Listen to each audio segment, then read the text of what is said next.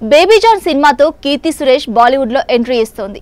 బుధవారం అంటే డిసెంబర్ 25న ఈ మూవీ ప్రేక్షకుల ముందుకు వస్తుంది. పెళ్లైన 2 రోజులకే పర్సనల్ లైఫ్ ను పక్కన పెట్టేసి సినిమా ప్రమోషన్స్ లో మునిగిపోయింది. తాజాగా ఈ beauty Baby John hero Varun Dhawan తో కలిసి ఓ ఇంటర్వ్యూలో పాల్గొంది. ఈ సందర్భంగా వరుణ్ ధవన్ మాట్లాడుతూ, మేము ఎప్పుడూ పెళ్లి గురించే మాట్లాడుకునేవారం. నాకేమో పెళ్లైపోయింది, తనేమో పెళ్లికి రెడీ అవుతుంది. కాబట్టి ఈ హడావిడి గురించే ఎప్పుడు కబుర్లాడుకునే వాళ్ళం అని చెప్పారు. వివాహం అయ్యాక నేను మంచి ఇల్లాలుగా ఉంటాననేది. సినిమాల్లో తను ఎలాంటి భార్యగా నటించిందో చూడండి, తనకు wife of the year award ఇచ్చేయాలంటారు. నిజానికి కీర్తి ఎంతో మంది మనసులను ముక్కలు చేసింది. తమ ప్రేమలో ఉన్న విషయం ఏళ్ల తరబడి ఎవరికీ తెలియదు అన్నాడు.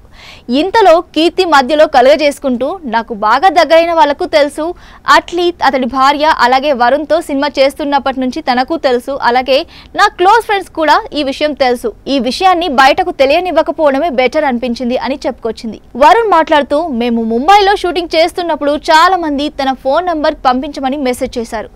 ఎంతో మంది హీరోలు తన నెంబర్ అడిగారు. తనను జాగ్రత్తగా చూసుకునే బాధ్యత నాది.